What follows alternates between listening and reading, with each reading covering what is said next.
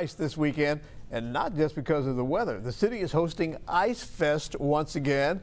Features some amazing ice sculptures, and joining us now to tell us more about it, Jacob Stone, who's president of the City of Sculpture. Thanks so much for joining us, Jacob. And Hamilton's known as being the City of Sculpture, but it's going to be the City of Ice Sculptures over the next day and a half, right?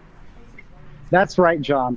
We've got over 50 ice sculptures that are ready to go, that will be going out on the street here in the next 4 hours or so.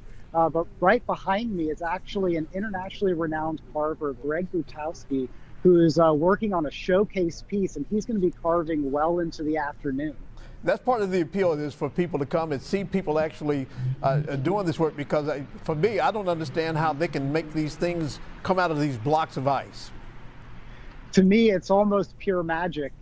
You know, they're going to be carving this showcase piece today. Tonight, they're going to be working on Fire and Ice, where they're going to do another large carving and actually finish it with an element of fire. And then tomorrow, we'll have 12 carvers from all over the U.S. competing for the title of People's Choice. Yeah, about how many people do you expect will come to watch this happen? We expect throughout the weekend between 15 and 30,000 people. But at any given time, there's 2,000 or 3,000 people that are out on the streets here. All right, you may be getting too much of a good thing this weekend in terms of weather, because I know the weather doesn't always cooperate. Sometimes it's unseasonably warm. That's not going to be a problem, but with the impending kind of more wintry type of weather, does that hamper what they do, or? Well, I'll tell you what, right now it's perfect weather for IceFest.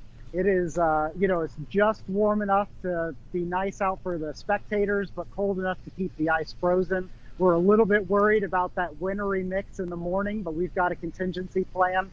We're keeping about half of our sculptures in reserve to put out just after that finishes and turns into snow tomorrow. Well, that's excellent. Yeah, it's nice to have a plan in that way. When this thing was first conceived of, were you surprised at just how much success it's had there in Hamilton?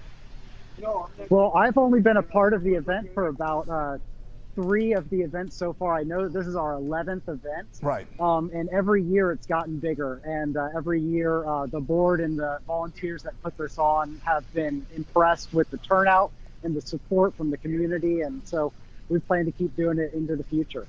All right, very good. Jacob Stone, thank you so much for joining us and talking about IceFest in Hamilton this weekend. Thank you so much.